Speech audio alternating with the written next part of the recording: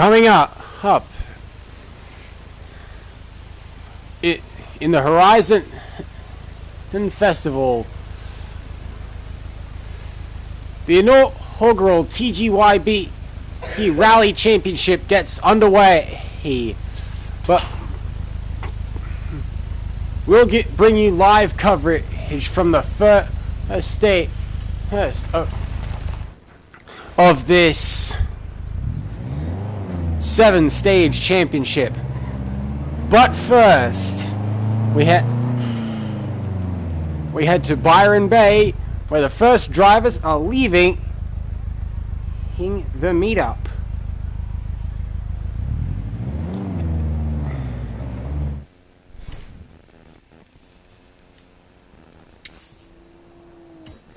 Anyways, hey there everybody, this is RedJ. Let's play for TGYB, and I think we made a mistake with our first few videos. We tried to do a few games that would establish our humor and our chemistry between each other, but not the purpose of TGYB as a whole, which is to say, as a group of friends who like cars and car games and whatnot. So let's rectify that by running through the inaugural TGYB Forza Horizon 3 Rally Championship. Now, yes, I know there is no real rally thing for you to make inside of Forza Horizon, except for Horizon 1, which we don't have.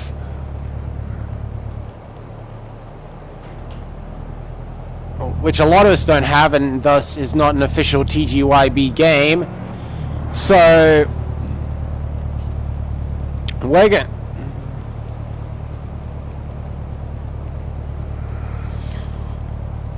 going to be trying to get if anything, the drivatars of the others are going to appear. At least the secondary. I've at least seen the secondary one of Cool Car. So yeah. Anyway, so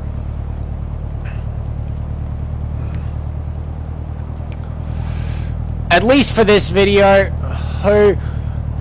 we probably, given that the others are the others, only for this video and me doing it in single player will it be run as close to an actual rally as possible.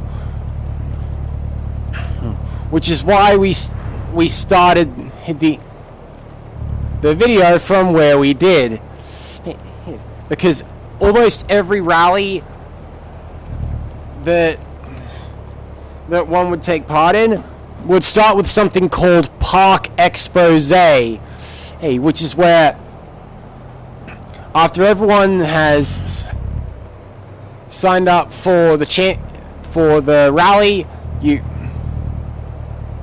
bring all your cars to a public space. You get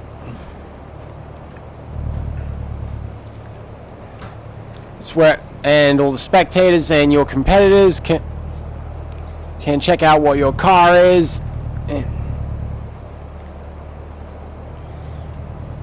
and who you are.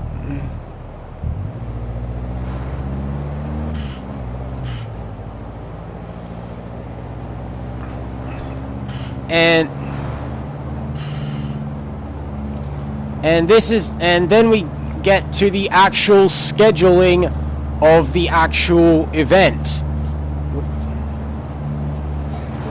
Let's say Ford Capri for Life is Cool Car's secondary channel.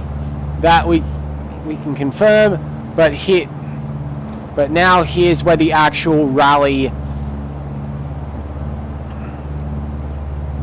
knowledge comes into play. Now bear in mind, this is all based on my interpretation of the rules and how they apply to, and how I can remake them in Forza Horizon 3 based on what I know of the rules from YouTube videos from the Team O'Neill Rally School.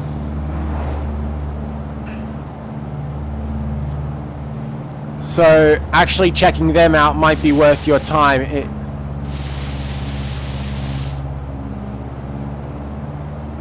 If you want more accurate displays of how rallies work and how to read and or write pace notes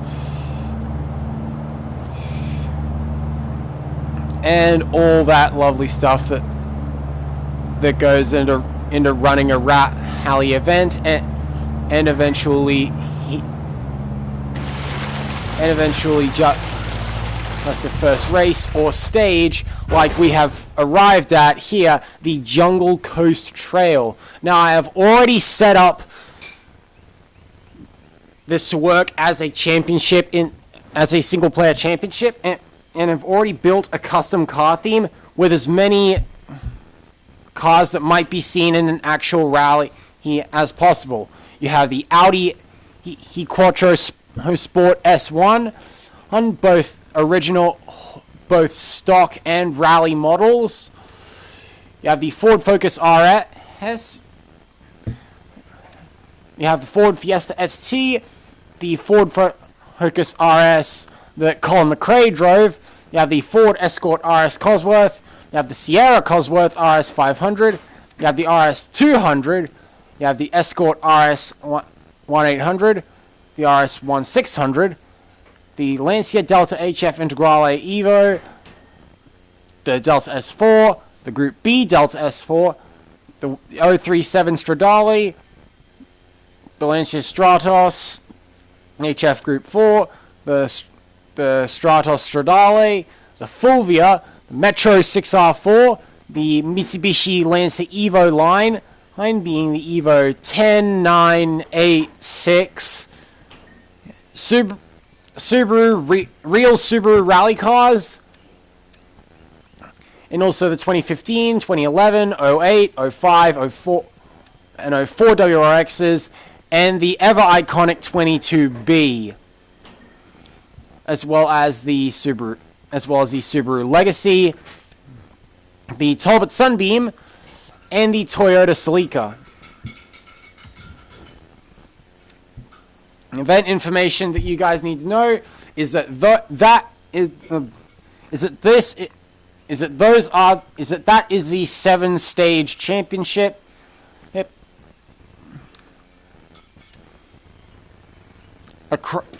Which happens across Australia. The latest Horizon Championship event. All it needs now is a champion.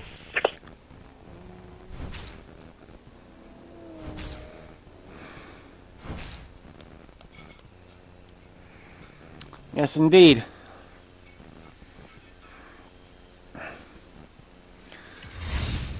Now, in an actual rally, you can't change up your car mid-rally, so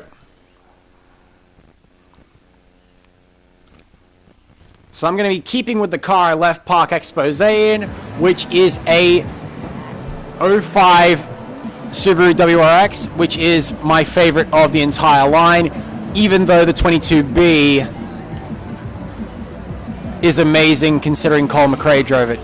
But anyways, there's the lineup with some people I know, some I don't, including Lachlan. So let's start the rally.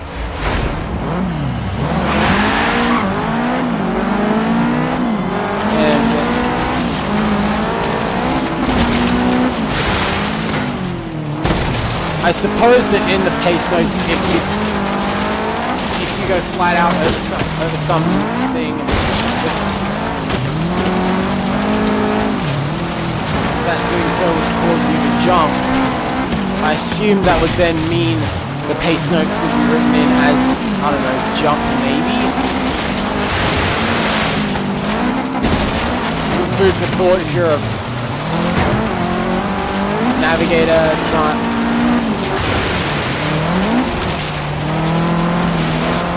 to implement that. Maybe like, I don't know, 6 press or something. There's 10 blocks. Then I got an achievement, which gives me credits.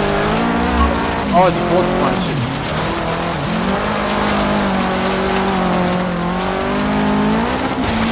Anyways, doing this in single player, I recommend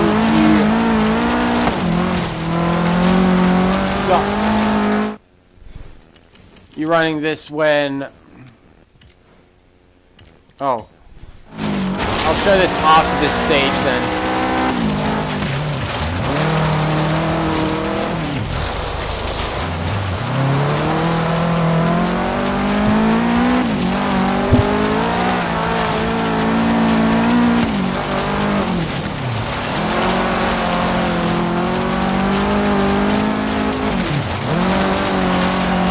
So,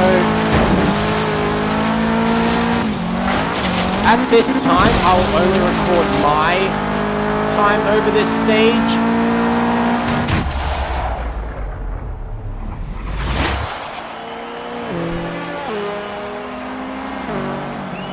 But in a real rally, as opposed to finishing, as opposed to a point system, it does it by adding time. So at the end of this, I'll probably add together all the time from each individual racer. But for now, I'll take down only my time, which is let's go. Special stage 1,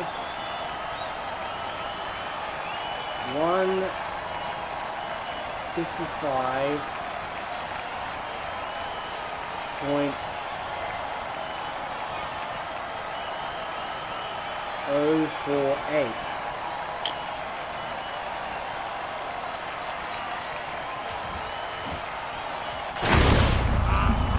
And with that,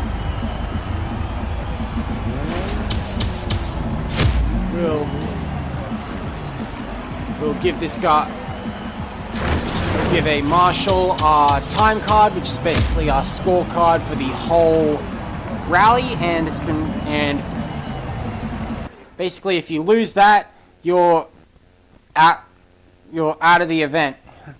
And so keep your time card on you for all purposes.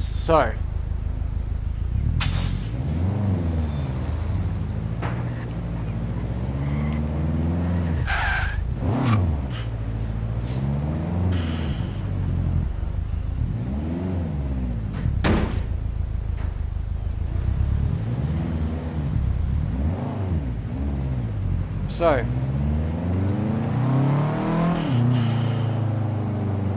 now moving on to the next thing to do. We are now heading, since we're close to it, to the Byron Bay Festival site for what we're going to call a service. I've already raced enough about how many guys to get like a few million. So I won't bother about him, especially considering I'm in the middle of demonstrating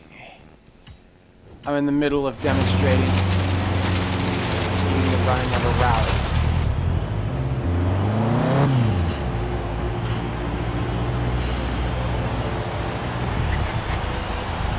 Wait,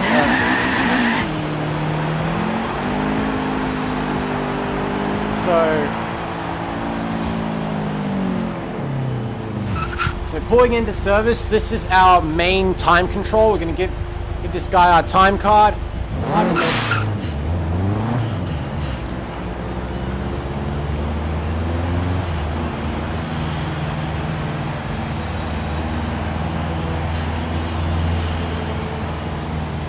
And then we're going to swing around on here.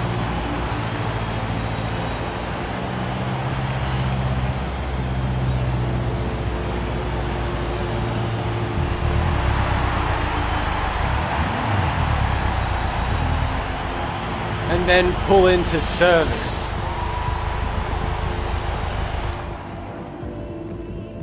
In service, you can do all your stuff. Like, you'd usually have an allotted time to do this, although some rallies can allow you to go over for a little bit.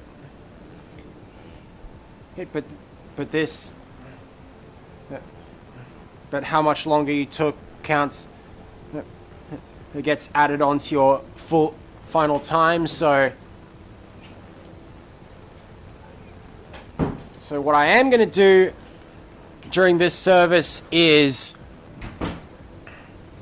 sort out some final details, and then I'll rejoin you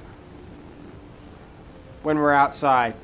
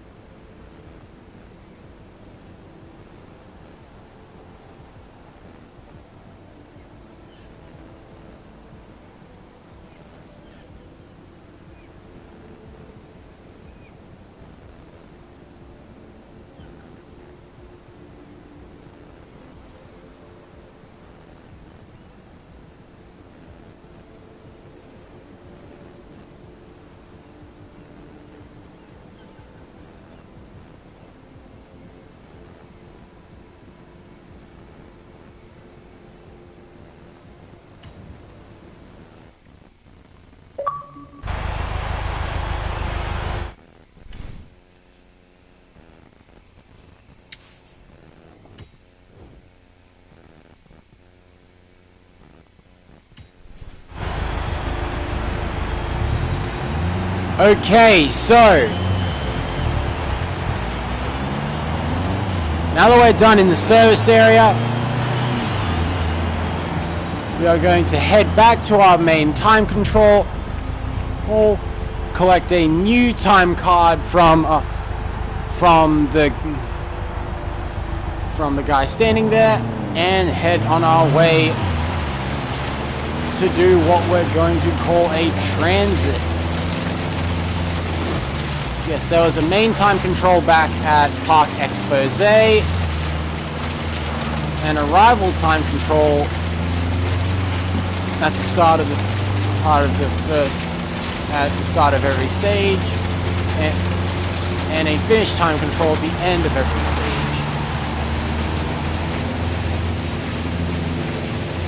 There'll also be a main time control out and in for every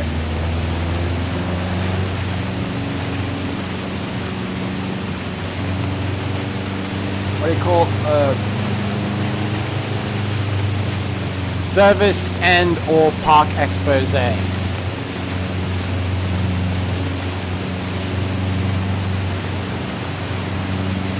That being said,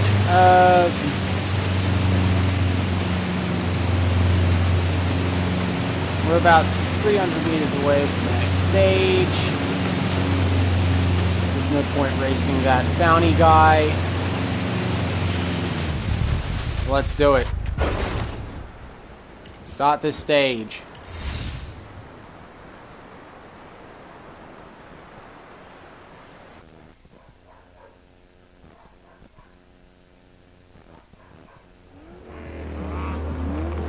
So what happens when you pull in at the arrival time control, you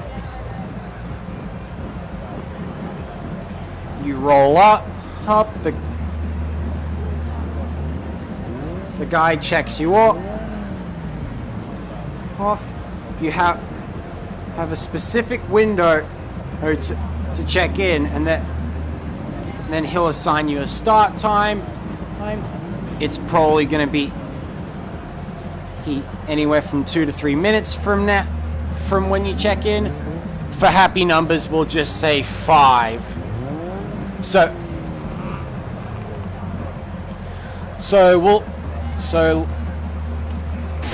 take the time take that time to prepare yourself, and then you'll get counted down. Count 3, 2, 1, go. And then the next thing all you need to listen to next is the sound of your navigator yelling the pace notes. He's not going to call the navigator, he'll call himself a co-driver. I'm just trying to make these words simple.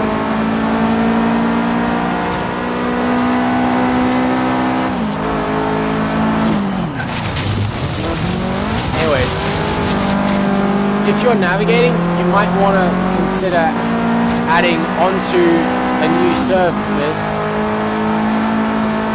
to your pace notes, so your driver can more be like, oh, I should now start trying to adapt to this new terrain.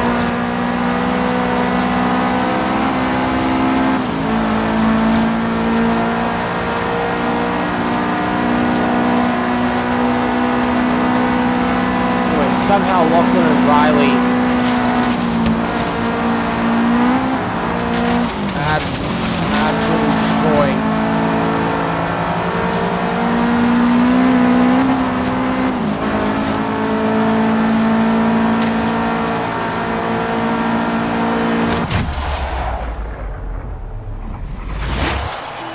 Maybe I should nerf the driver tires a little bit. Oh wait, oh. Maybe I should do this.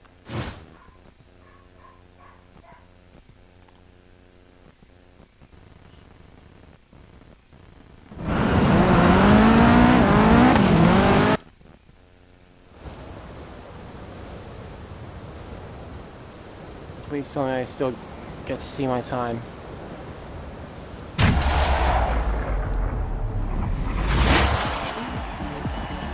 Oh, thank God. So yes, going into the replay and then going back out if you missed your time, but are still in the points thing is a viable strategy. Anyways, my time is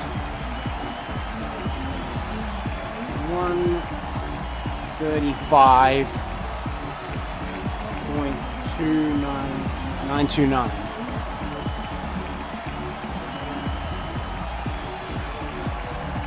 Okay, so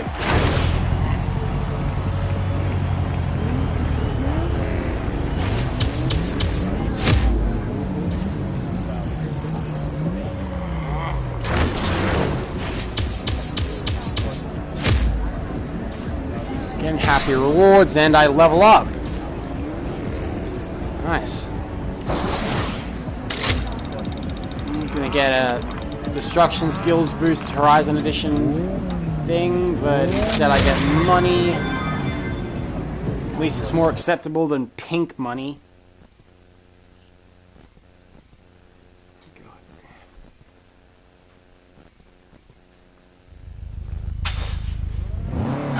realistically, I should be this way because finish places.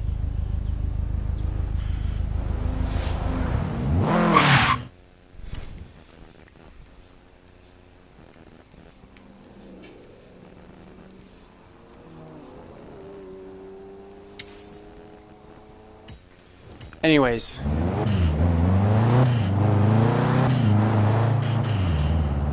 It's much more while you can just set a waypoint and navigate through these transits with that. While it's that easy in a video game, in a real rally, you'd be navigating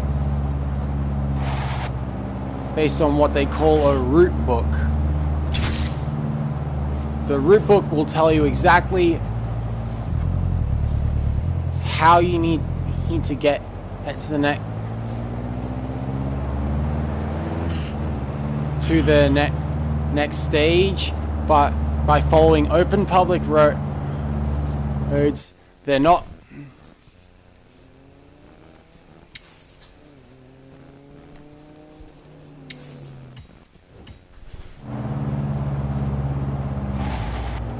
Which means that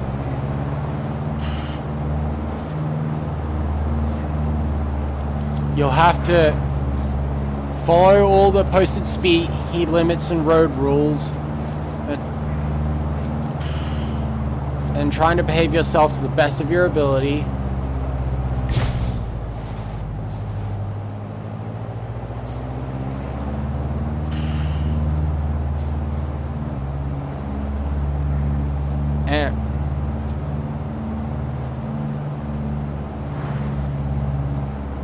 And hence why I'm going no more than 80 kilometers an hour, since that was the last posted screen speed limit thing that I went past.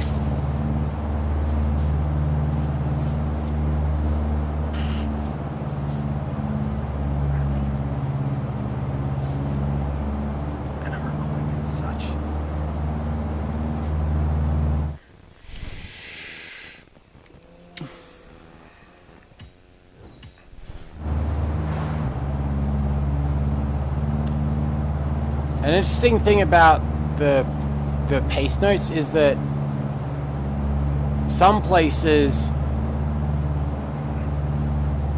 in some rallies, every navigator gets the same set of pace notes,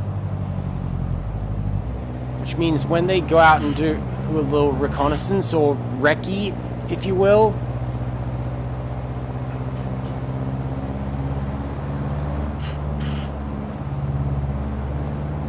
that isn't their opportunity to write their own pace notes, as in some cases is probably a lot of the time. But to turn the pace notes they have into something they'll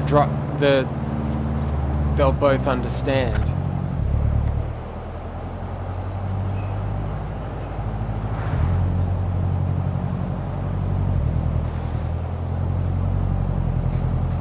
So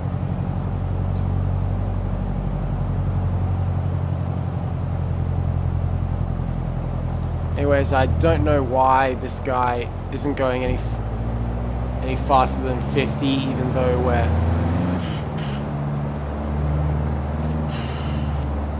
though the legal speed limit is 80.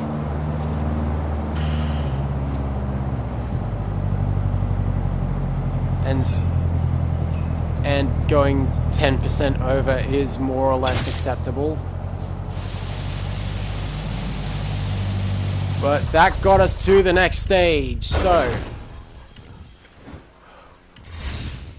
moving onwards and onto the next stage.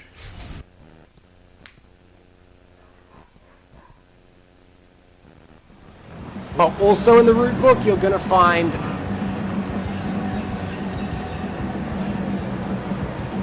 you're going to find a time allotted to you to make it, to complete the transit in. Oh wait, oh.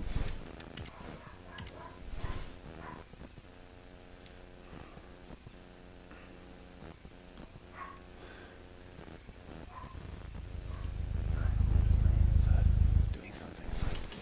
All right. Slight cut there because I forgot one last little thing. The best way you should probably run it is to have this perk here pull rank on the next 2 races. So,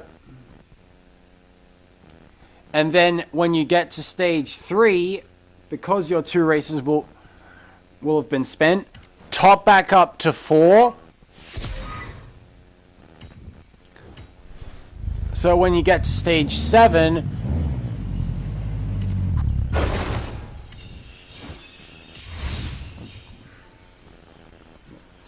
I'll explain why you should leave stage 7 as it is a little later. Anyways, we're back where we left off, so let's just get back. Let's just get back into it. Dip in the water splash.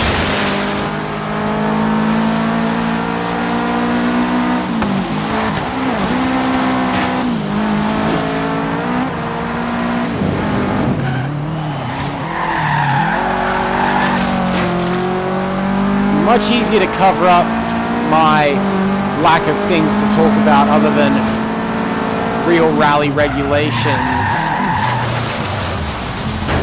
with the pace notes.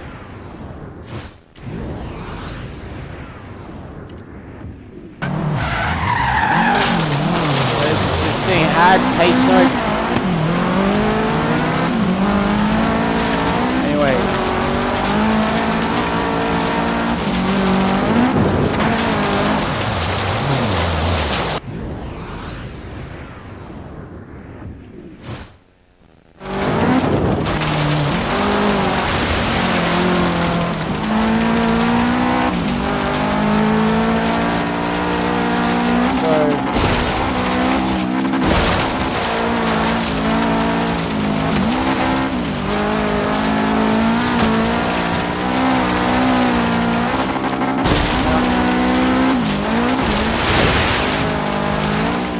I assume the vast amount of water splashes in this stage is because we're right next to the reservoir.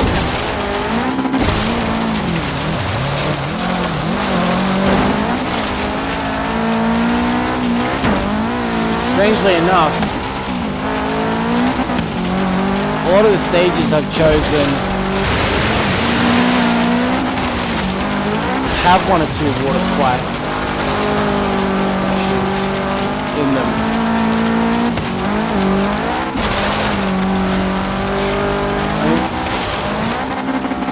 I think there's been at least 1 water splash in every single one of the 3 stages we've already been through, so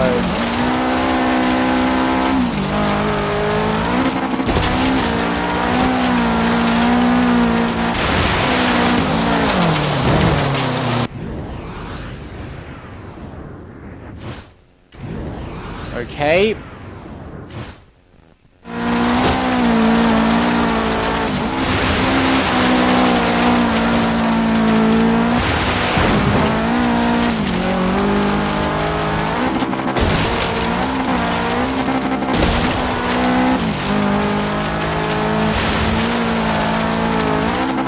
So even a rally car gets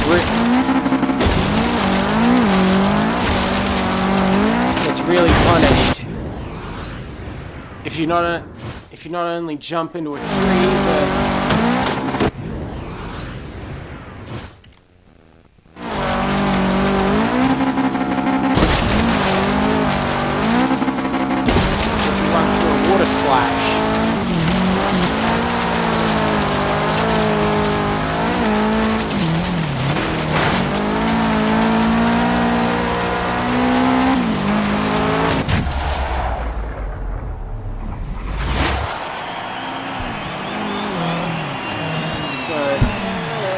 2 minutes 49.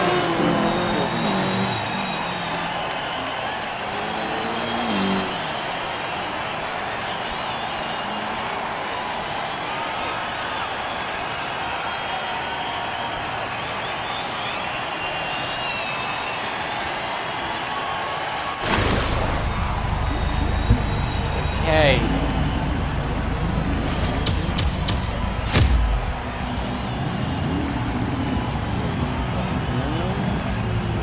It's punishing me just as much as the real rally game is.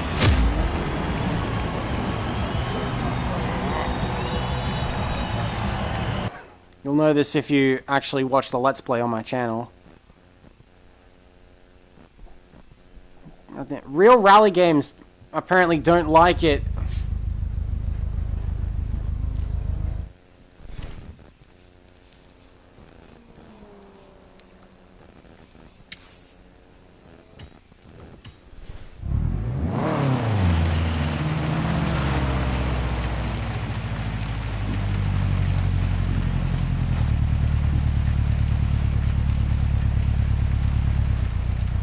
If you're as flamboyant as Colin McRae, or as effing dope, flat out as him.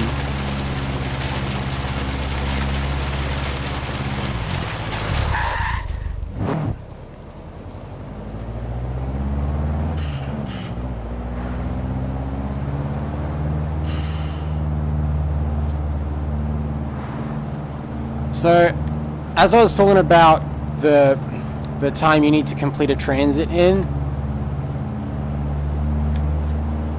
that actually goes into what I was talking about, the schedule.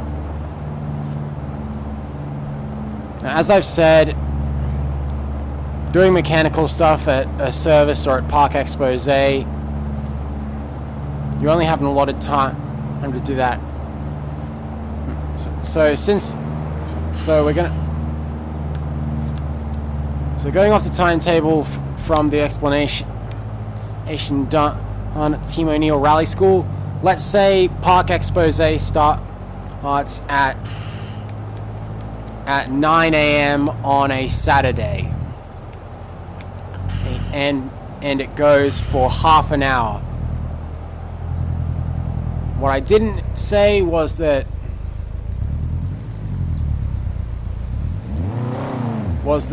when the drivers leave, it's always the most the guys who are proven to be definitely fast.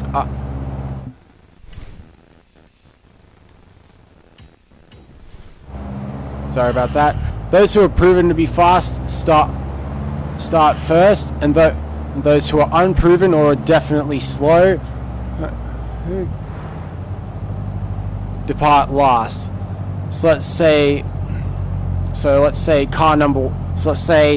it's Park Expose goes for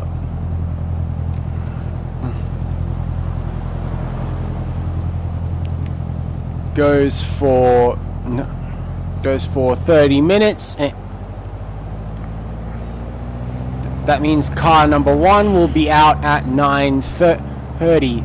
Let's say there's 26 other cars in the event, and you as a driver are doing your very first rally, so you're going to be at the back of the pack.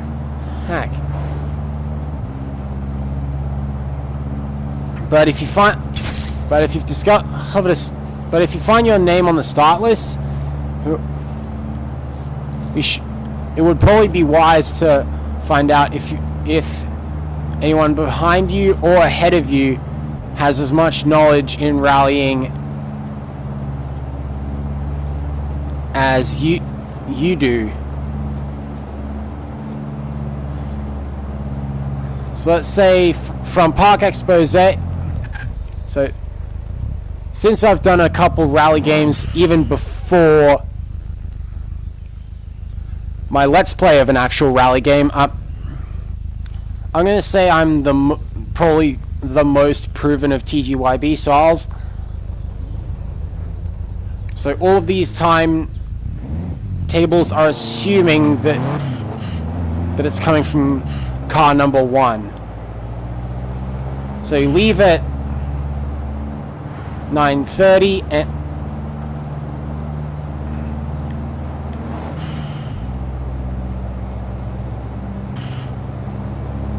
you leave at 9:30 and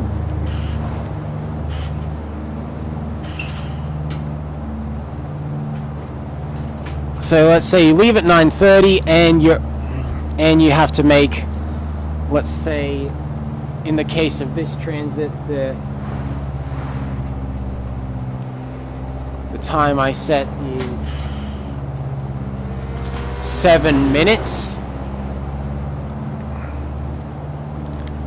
I'm sure you can do the math. You'll be expected to complete the transit, hit but and check in by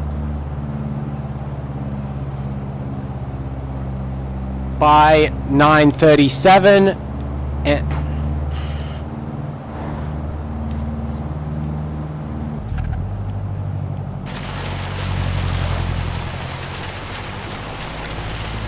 and they'll, let's say they give you a start time of 9:40.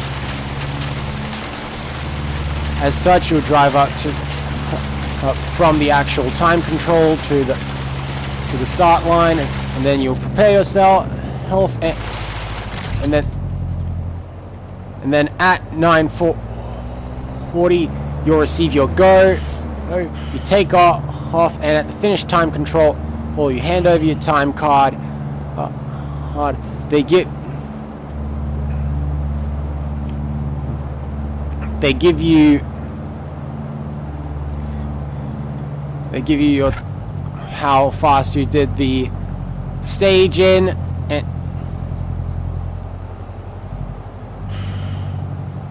and the minutes of that added to the time you have to complete the next transit in is when you have to make it to arrive at the next AT arrival time control. Well, and when calculating the minutes, you always round down, regardless if you can round up.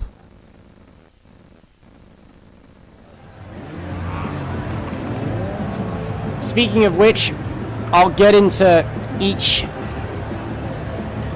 time I've set each transit for at the end of this stage, because I have to concentrate. So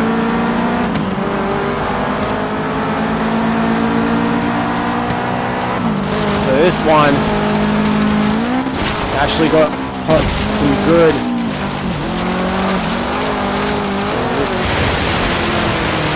14% in, there's a water splash.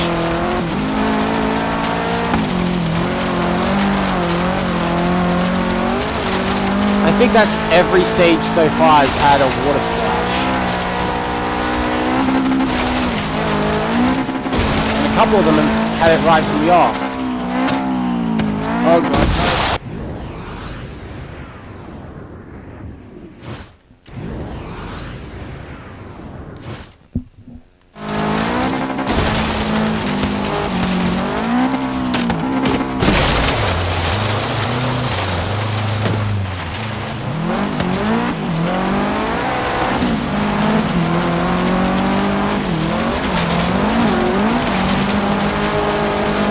That was a stupid move. I lost so much time. Or in the Forza scheme of things, points.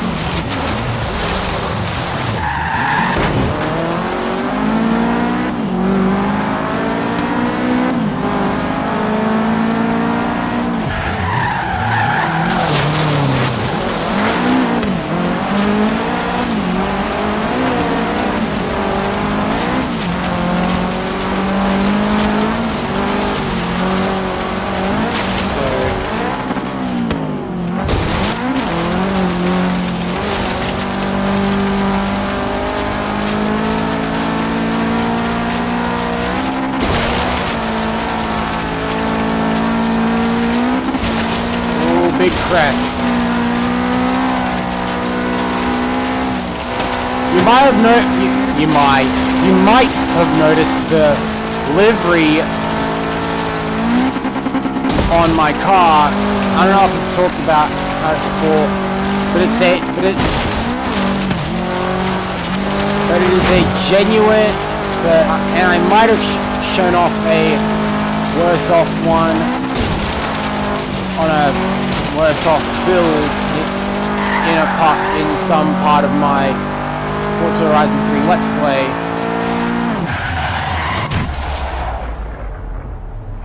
But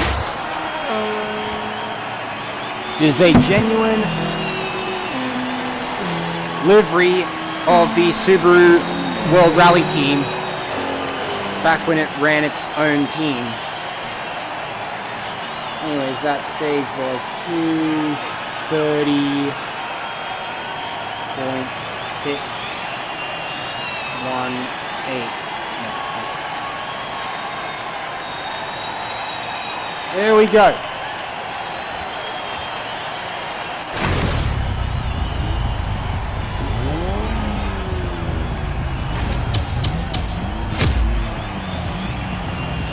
So now,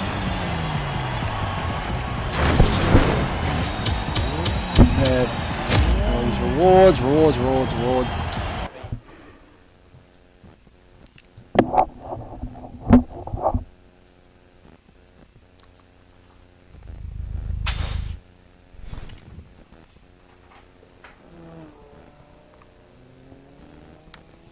Is that the way I should have been set?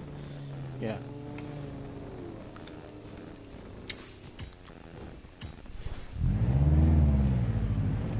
I've also, when taking notes down for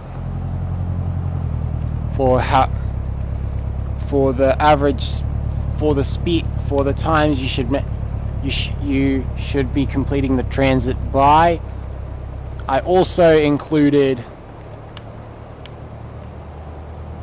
what I calculate the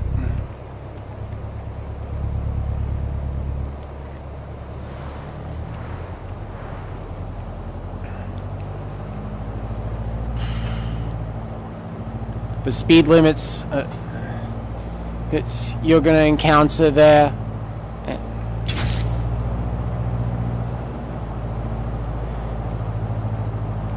Hence why I'm aware that this is at 60. And this is all in kilometers an hour, so you should set it to that if you're trying to run this rally real as well. Anyway, so the first transit, there's an actual 60 sign.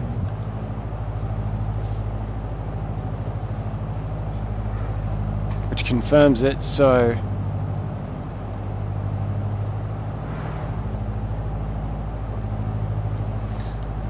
back to transit lengths and transit.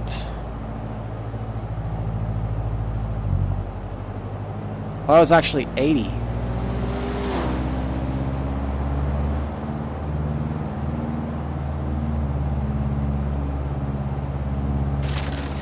Anyways.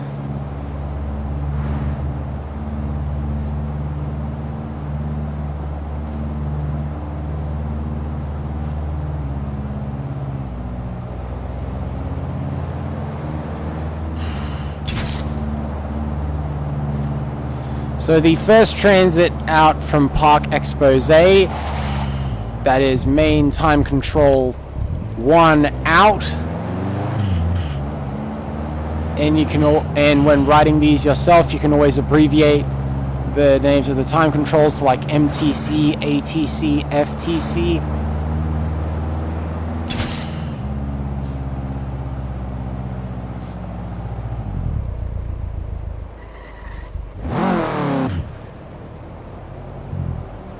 So the transit out from Byron Bay, from Park Expose,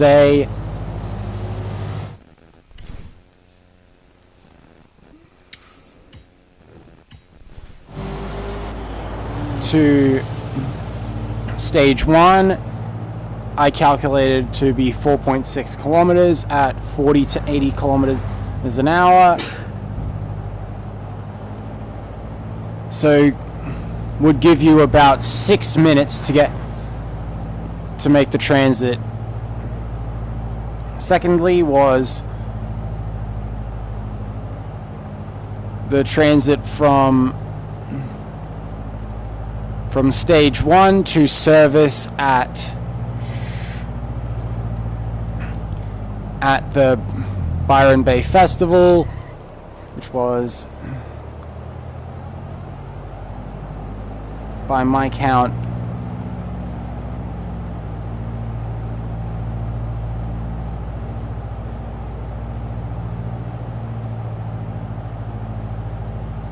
uh, 1.5 kilometers at 100 kilometers an hour. Give you about 2 minutes to do it.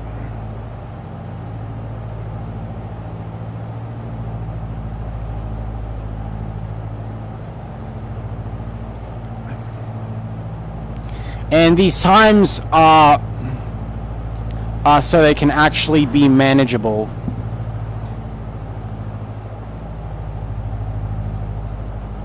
Or achievable. Even in real rallies, you could easily be asked to do like a 15.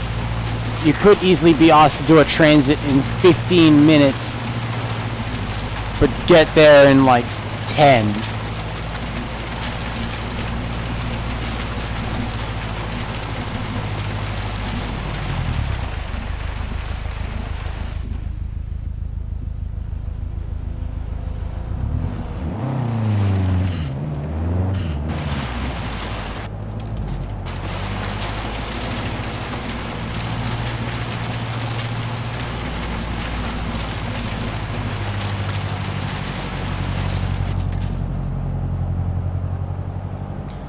So, speaking of service,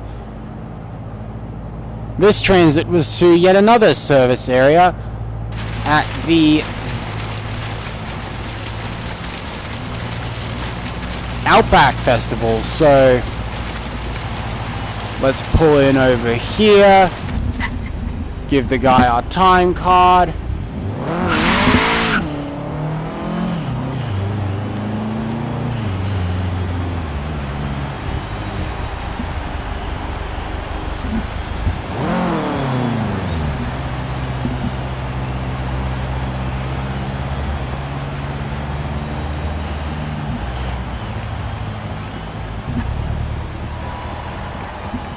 And then work our way into service.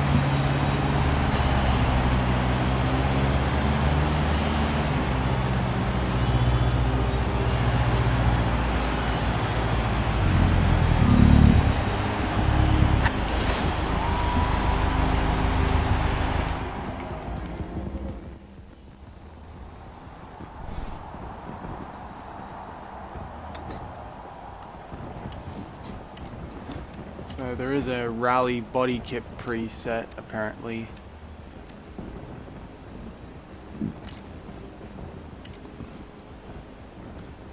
Which apparently sucks.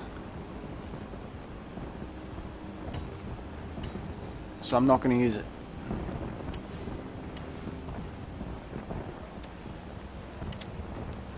While we're in service, I might as well take you through some of the other cars that I have that are eligible. And that I like more importantly. The 22B, very important, Colin McRae. And the Evo 8, you'll be seeing me use it a lot in previous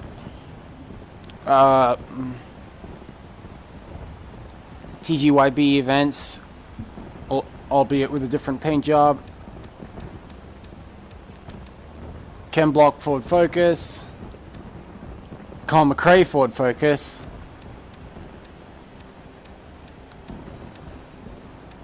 all those back there were cool cars, but not eligible.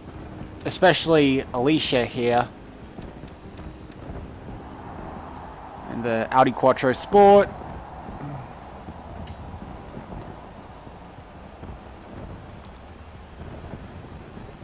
And those are all the cars that I find cool that I also deemed eligible.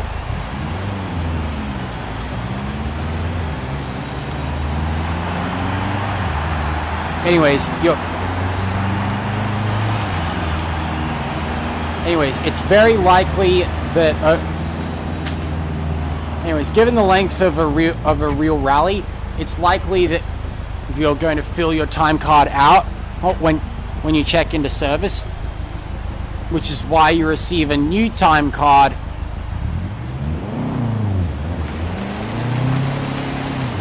when you check out of main time control, of that service area's main time control.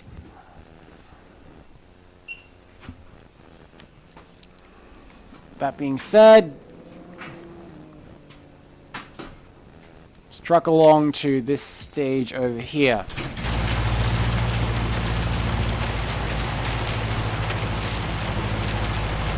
So back to what I was talking about, service times.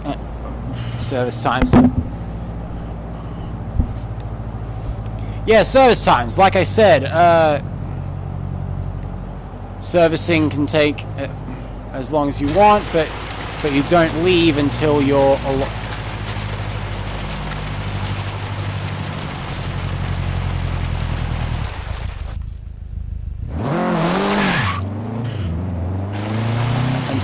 allotted time.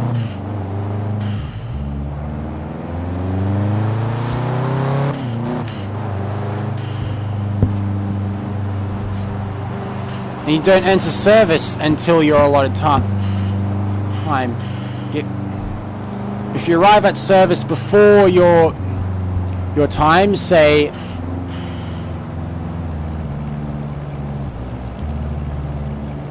12:59 to 1, that is your only window to check it in. Otherwise, just pull up on the side of the road. Don't even think about giving the guy your time card.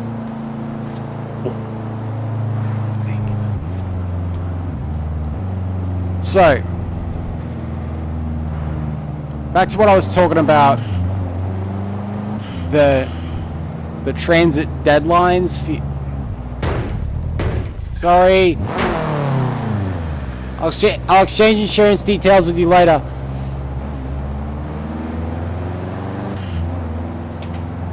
Anyways, so the third transit, the one from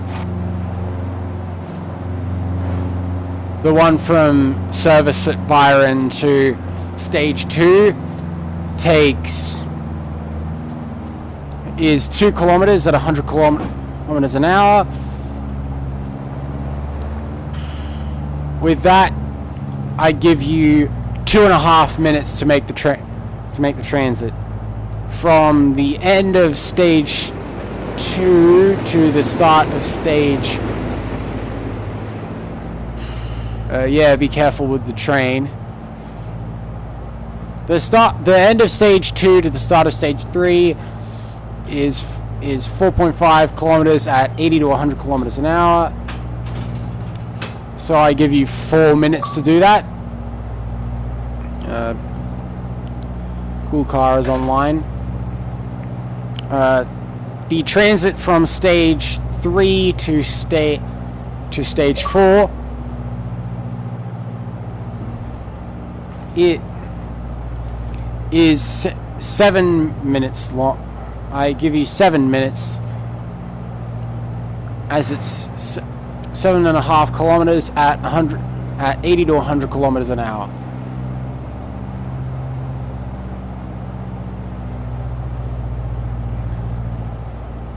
The transit from the end of stage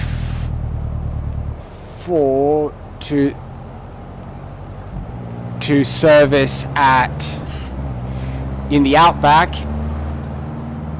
is 5.6 kilometers at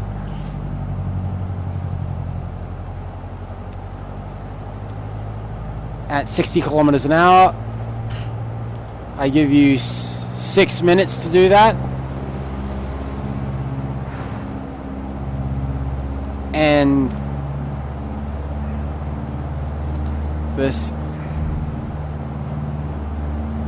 the transit from that service to this stage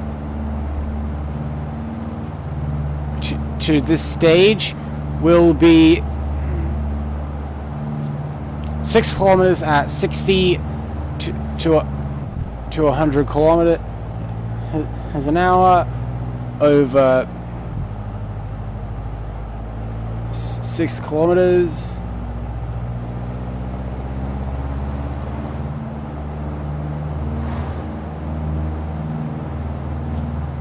So I give you 8 minutes to do this transit. Let me just tell the guys that I'm recording.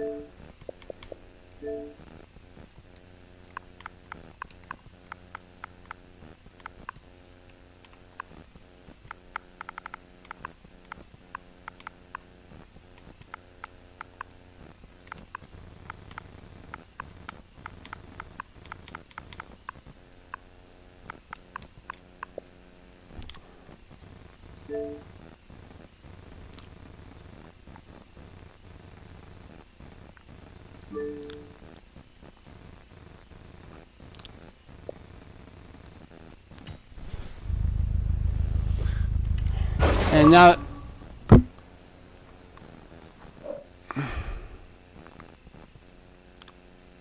okay.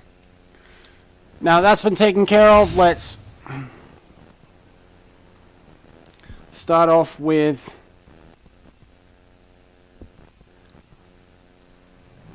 the next stage.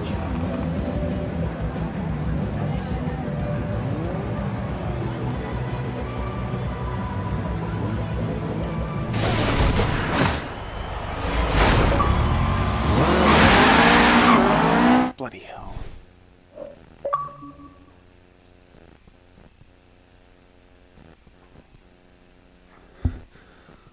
That's actually rather nice of you, James. So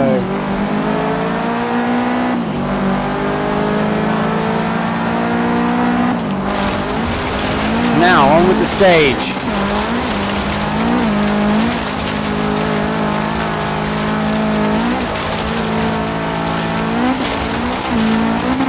This has to be one of my favorite stages in the whole of this rally.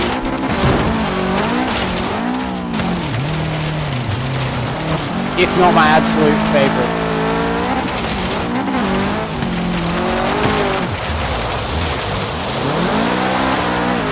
Why? Extremely tight hairpin turn.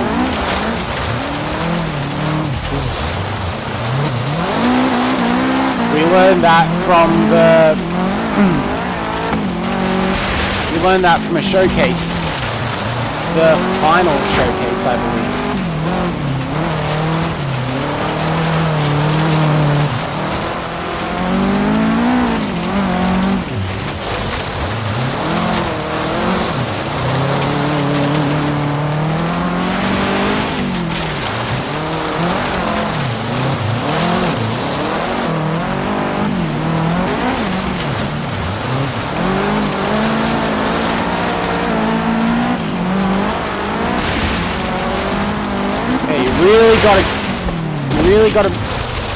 Really gotta get that tail end out there in order to get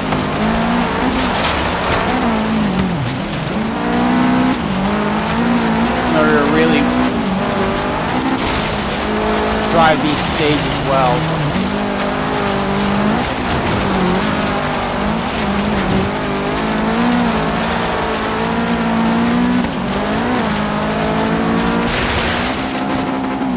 So far, by my count, there's been a water splash in every stage. Yeah.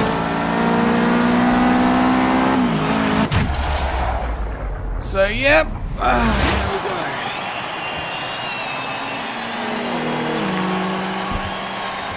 So that time was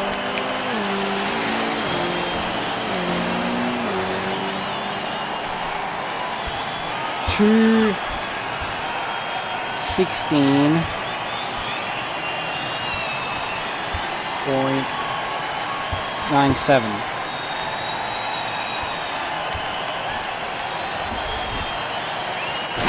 All right. So we're getting mojo back.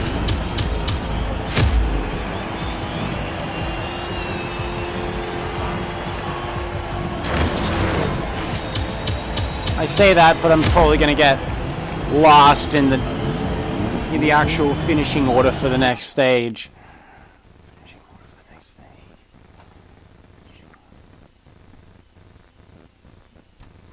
Of course, real rallies are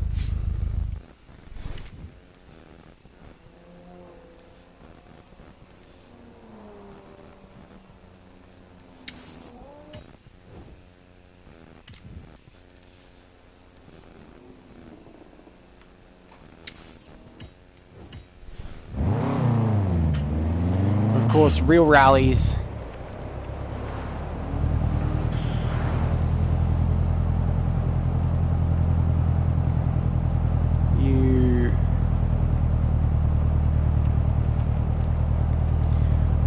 What? Can I help you? Brain farts, man. Anyway, so with that little brain fart out of the way, let's get to what I actually want to say. Because in real rallies, everyone goes one at a time.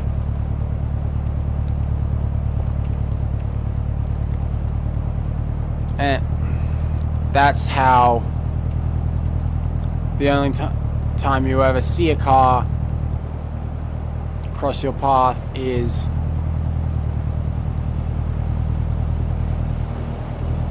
if they crash and burn on the side of the road.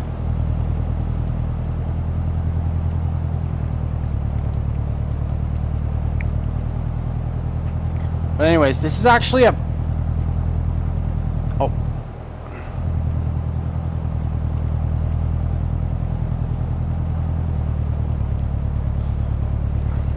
the handling of four-wheel drive is so tight on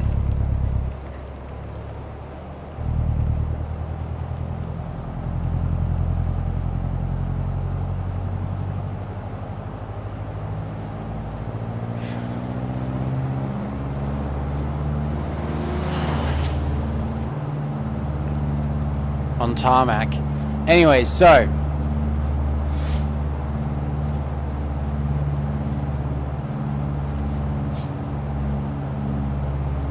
the next stage is actually that actually made sense. I have no idea why it didn't in my head. The next stage, this transit to the next stage is actually the longest transit by my count. It's around 13 kilometers at 80 to 110 kilometers an hour.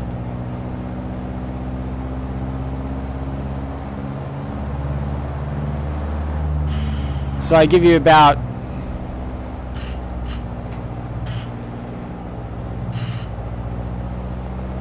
I give you 12 minutes. I should probably I put down in my notes that I give you 12 minutes. I should probably give you 15 to make doubly sure you actually get there.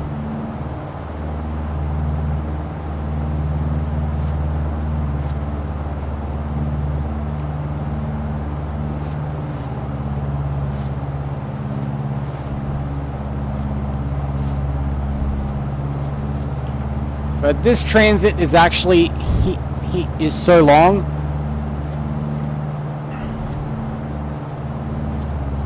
Because if you transit directly there, you'll be facing the wrong way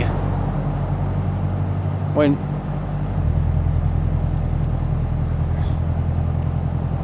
or the stage will be, the start of the stage will be going the other way. Another instance of this happening was stage 1. Yeah, stage 1 and stage 3 was where it was another instance of it happening, because stage 1 for exactly the same reason as this. Stage 2 stage 3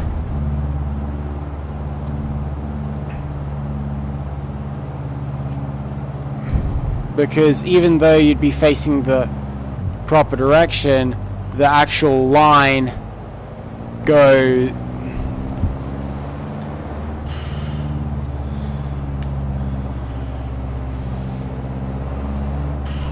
actual line comes in from the other way.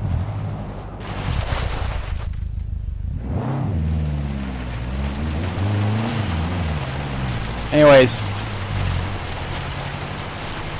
this is definitely the most amount of dirt you'd have to go over in a transit.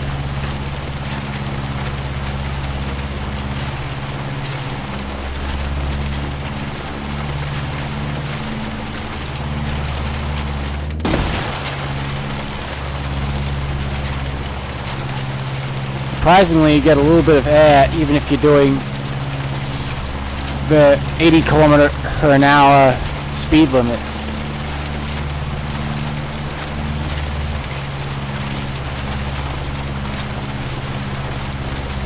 Interestingly enough, there's an ultimate air. You need to get ultimate air skills for this Forza-thon, but this will probably come out way after that Forza-thon is finished.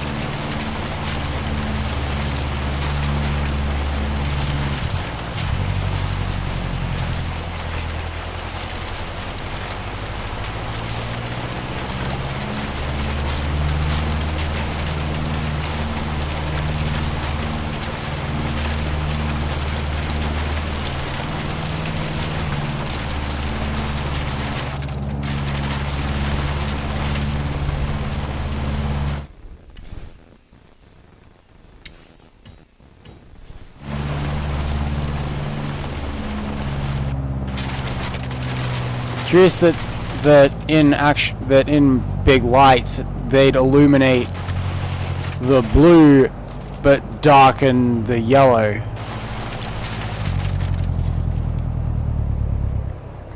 I don't think I get that.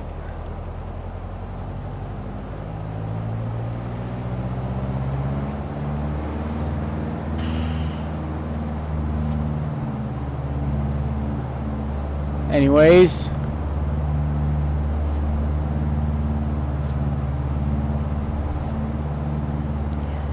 we went on a bit of the highway, transiting to the previous stage.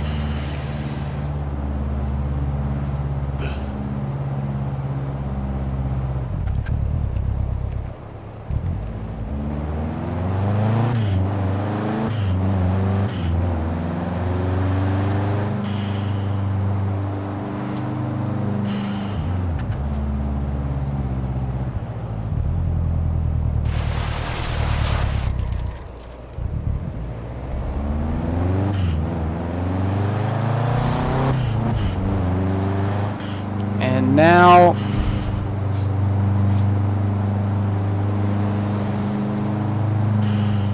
we head on to the actual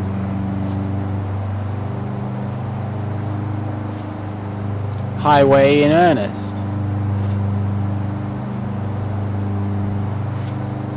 Since this is such a long transit, I might shed this fun fact on you. Before recording this,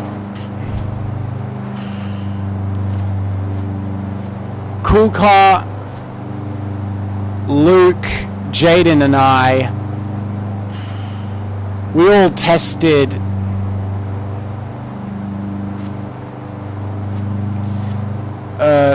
the first half of the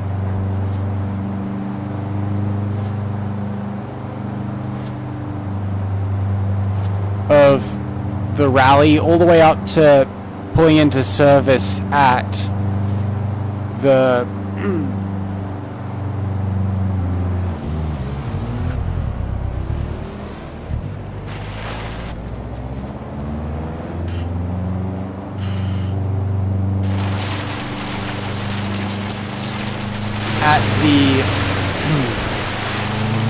Outback Festival, first and only water splash, I think,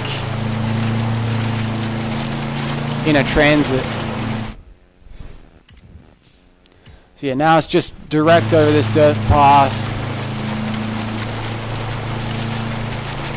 over to the start of the stage.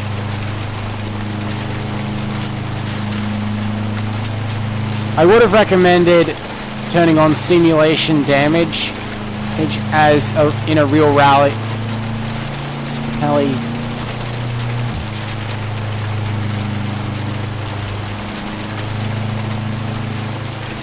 You don't get to repair any damage done under the car until you get to a service area,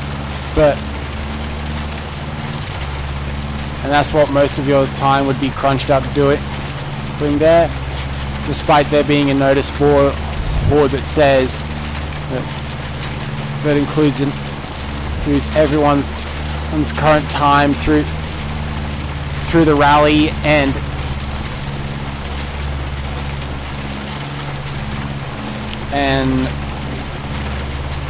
any notices that maybe a stage has been cancelled for whatever reason, and that you're to transit directly to the next stage.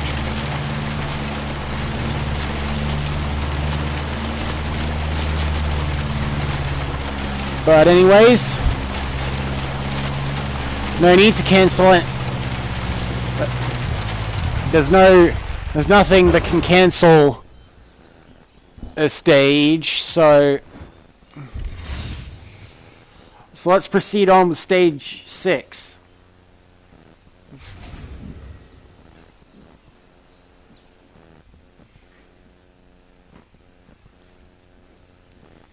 Anyways, back to what I was actually talking about. I'd recommend simulation damage because any mechanical damage would probably take priority over cosmetic damage, and any damage as a whole would take up the most of your time at service.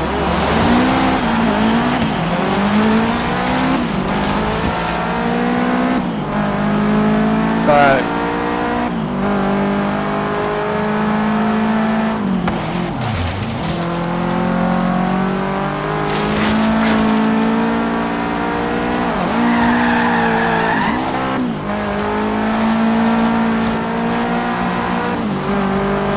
the problem is Forza automatically resets mechanical damage every race. I don't know if it's always at the end or always at the start of a race. There's no way to keep mechanical damage from being not fixed after a race. So whatever assists in difficulty you're comfortable with, considering I don't know the actual mechanical regulations of a rally, will do fine. Seeing as how, at least for this, I run it as close to a real rally as possible.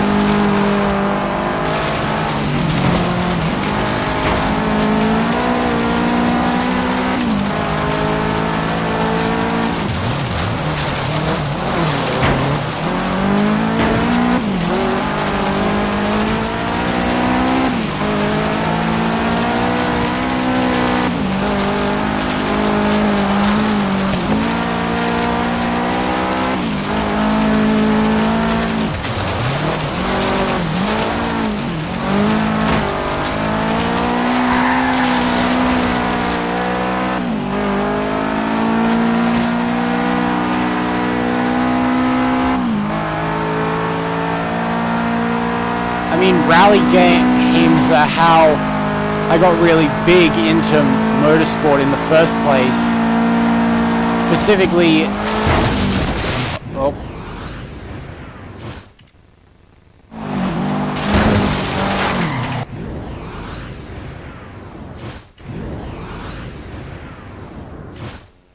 I mean, rally games are what really made me got me really involved in motorsport. Well, anyway, so you can thank rally games for that, especially the one specific rally game that got me into it, the Colin McRae Rally and Dirt franchise.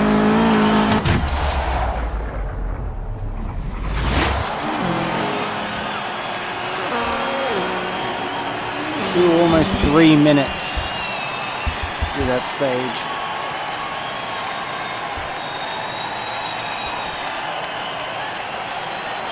What is that? 2 minutes,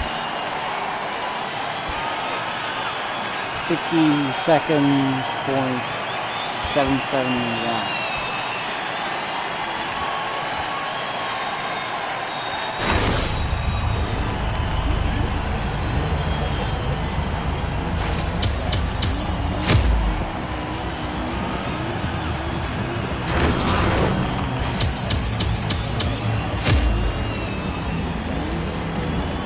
So,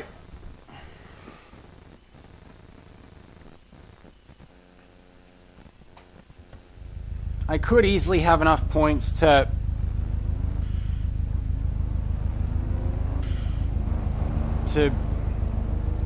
win in the actual driving lineup. Even if I don't suck completely.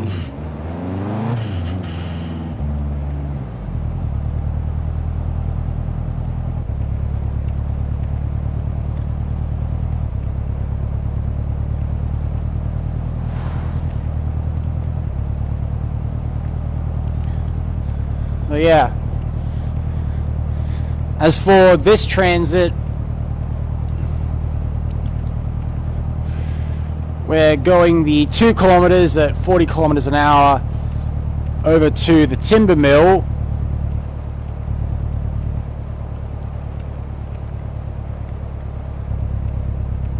Which is going to be the final actual service area. And there we're going to have a little interesting thing for the final stage.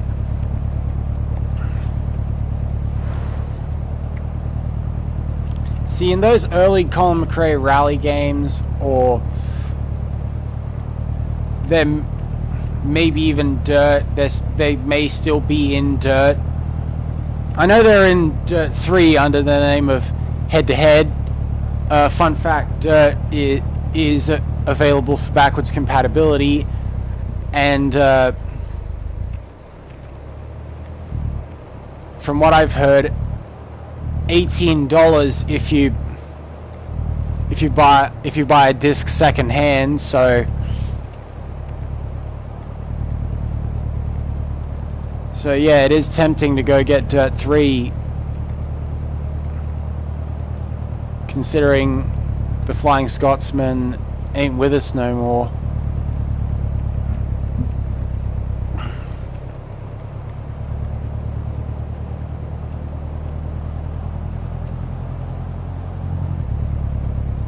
Anyway, so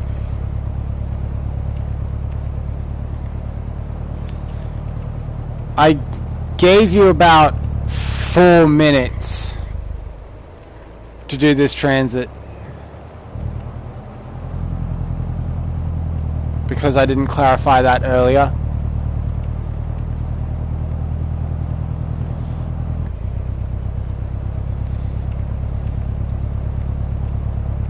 And while the service at the timber mill doesn't have as much any facilities as the actual festivals. There are still a couple of things from the pause menu that you can use in their place.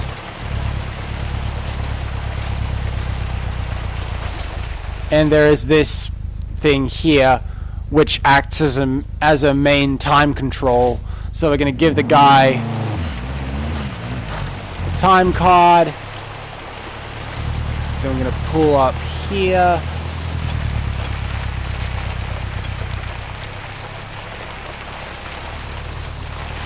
Regroup inside.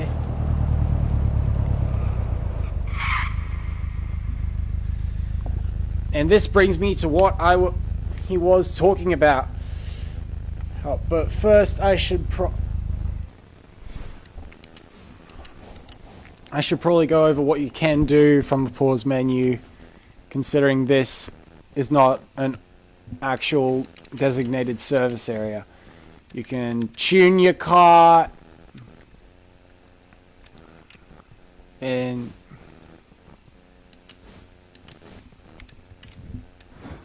reset for this here.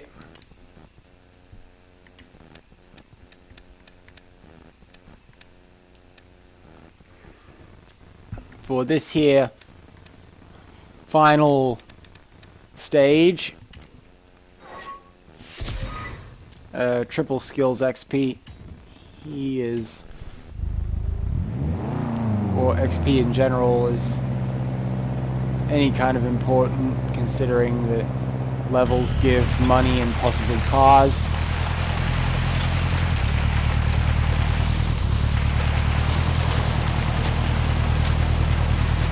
But anyways, check out of service. Pick up a new time card from the guys here and check and leave the main time control.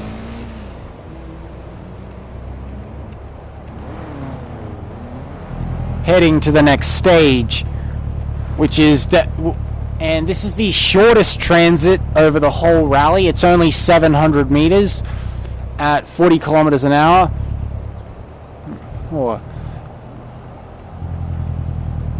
While it's the shortest distance, the speed limit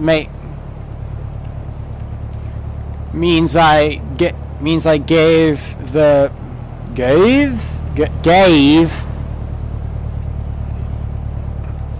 you still about 2 minutes to make it to the start line.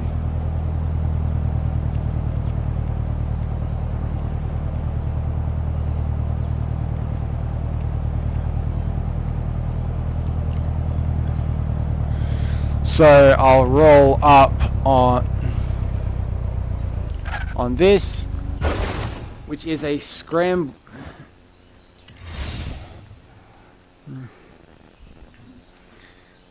Which is actually on a circuit. You might now I can definitely tell. Well, some of you might be confused at this. You might probably be thinking, what? There are no circuit stages in a rally. Well, that's what I was talking about back before we checked before we checked out. I'll talk about it in earnest as we start the actual event. So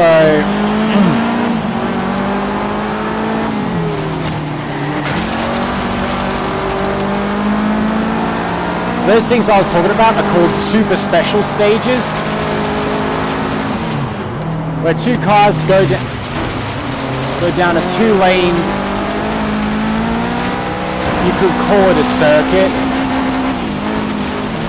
but it had the terrain of a stage.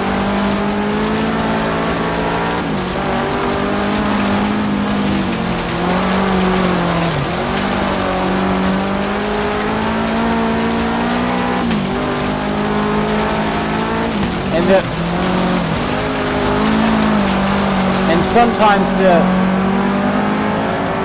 track would crisscross over, and this is actually necessary so that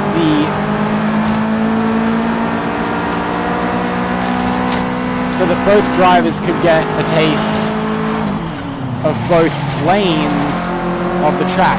Yes, you don't get...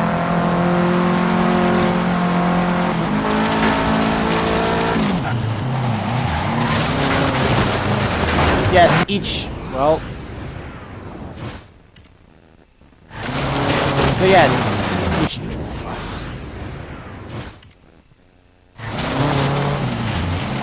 So yes, each driver does tackle the super special stage in his own lane. But since we can't do a super special stage, the closest thing we can do to that is a scramble, which is essentially a rallycross event without joker laps.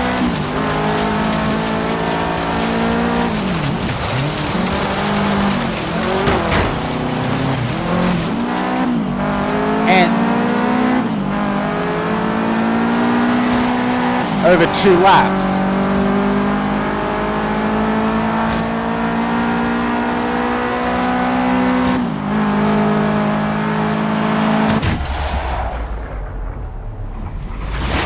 So, despite getting the fastest lap time, I didn't beat Riley in his Evo 9,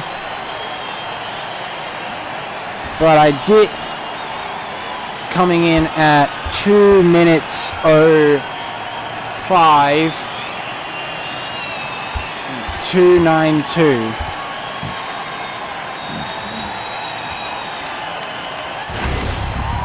But I did win the championship, so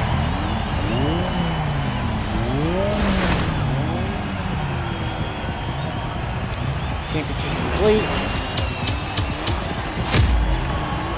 Perk bonuses.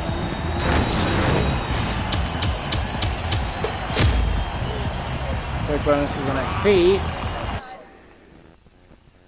And that's the end of the entire rally championship. Now you're wondering why I took down all my times for each individual stage.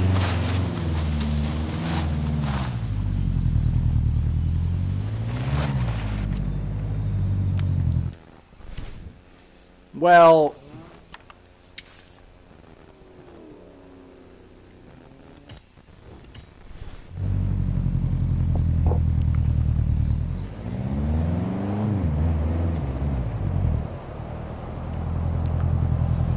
I'm going to get to that. But before we actually wrap up, you know how oftentimes there's like an award ceremony where there's bloody champagne bottles popping off and stuff? Well,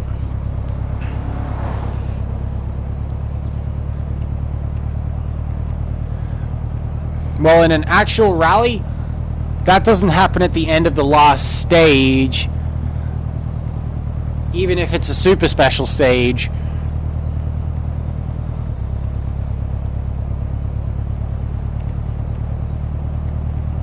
So there has to be a place for it to be held. The closest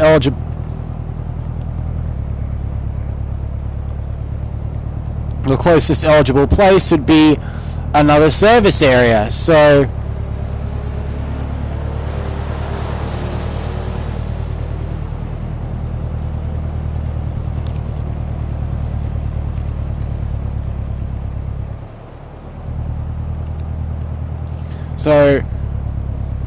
we have to do another transit to actually get there.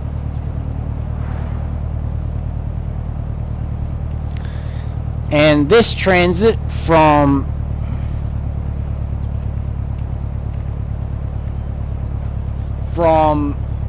the super special stage to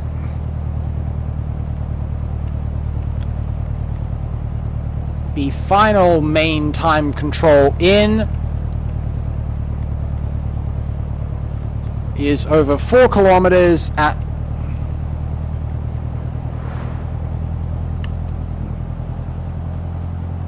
is over more than 4 kilometers.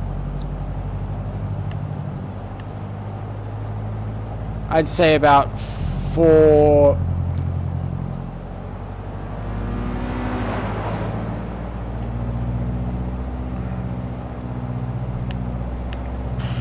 I'd say about 4.5, 4.2 kilometers. My notes only said 4 dead, but then I got that.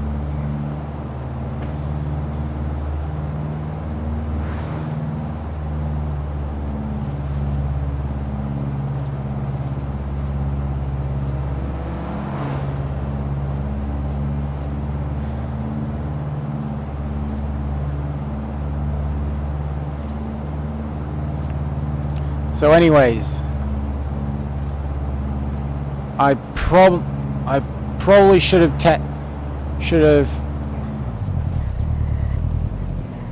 brought the guys in to test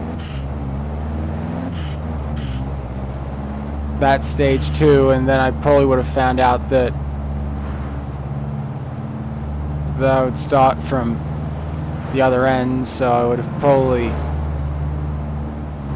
more refined the transit route around that. But regardless,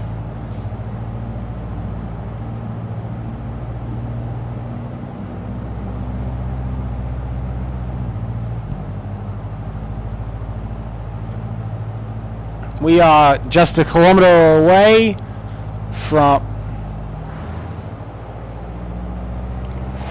checking in at the final main time control.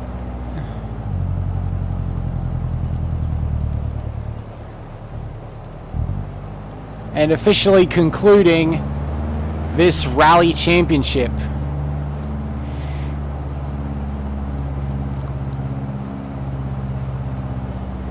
Now that is it for the inaugural TGYB Rally Championship. As always, at a main time control, you give the guy your time card.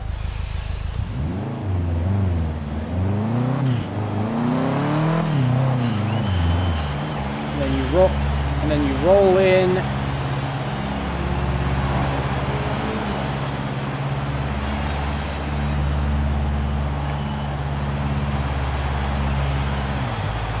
You pass by the fans, give them a little wave, heave to be a nice guy.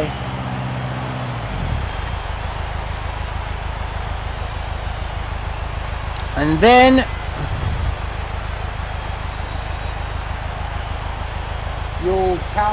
you'll receive a tally for your final time.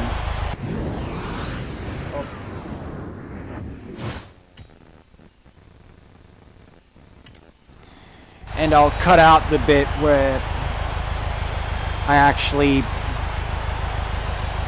work this out. So I'll be back in a bit.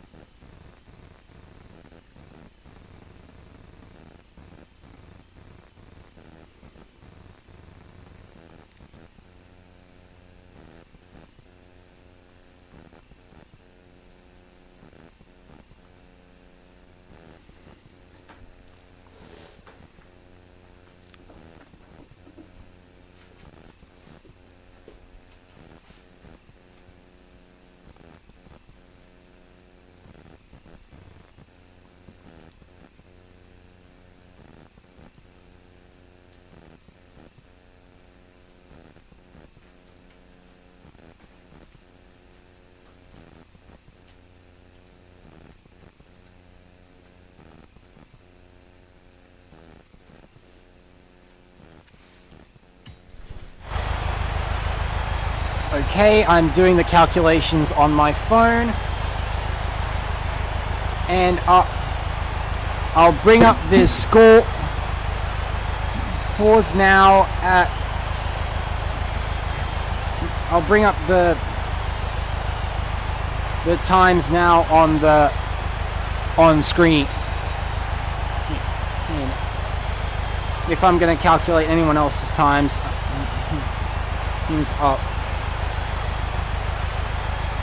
I'll do that later. But since I only took down my times at the time,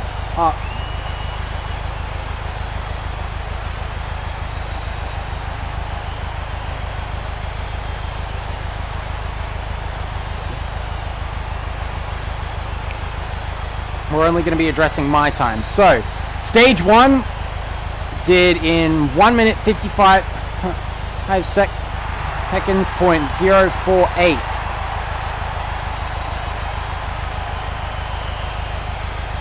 Stage 2, we did 1 minute hit 35 929.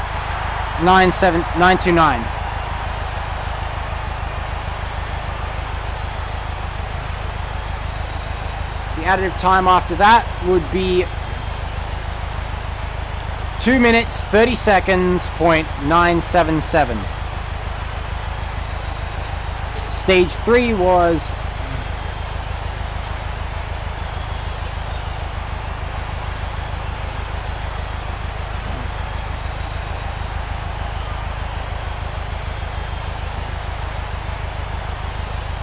2 minutes 49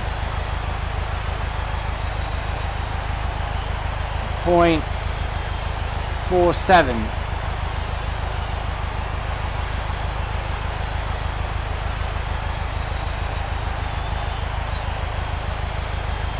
Added to that, it becomes 6 minutes and 20 seconds .447 seconds. Stage 4 was 2 minutes 30.618.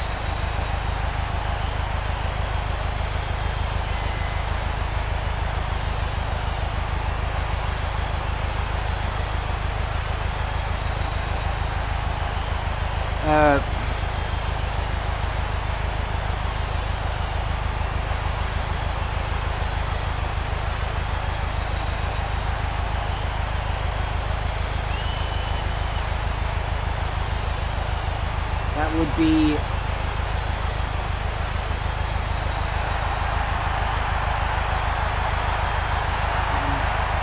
8 minutes and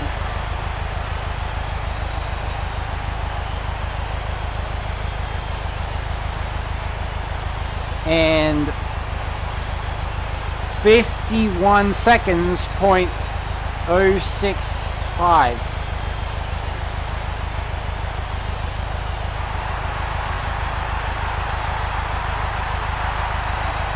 Stage 6 was 1 minute. Was 1 minute 50.771.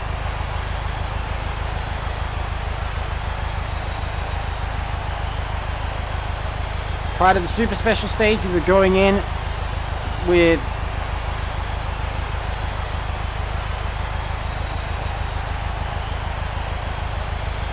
11 minutes and 41 seconds .8636. After the super special stage, we clocked a 2 minutes and 5 seconds .292, which after this whole rally championship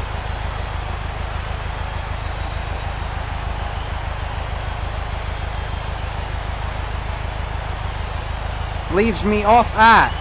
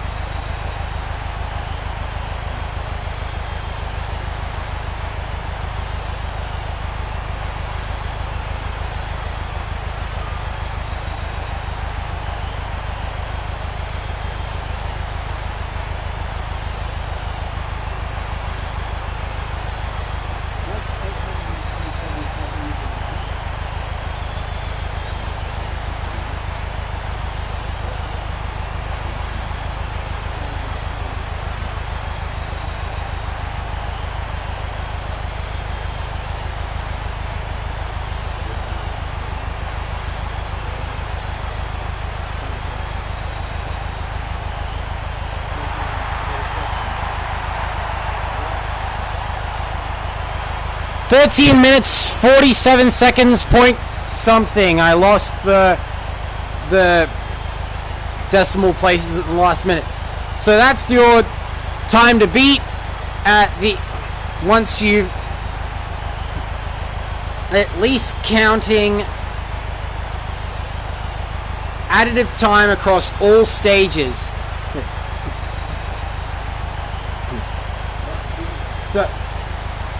So thank you guys so very much for watching. I hope you all enjoyed. If you did, don't forget hit to like, comment, and subscribe.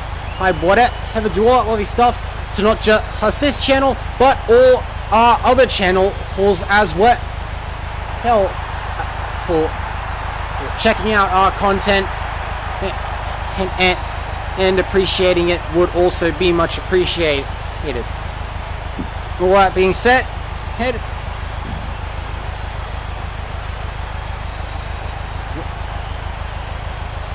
we'll be assembling in the next one. Bye.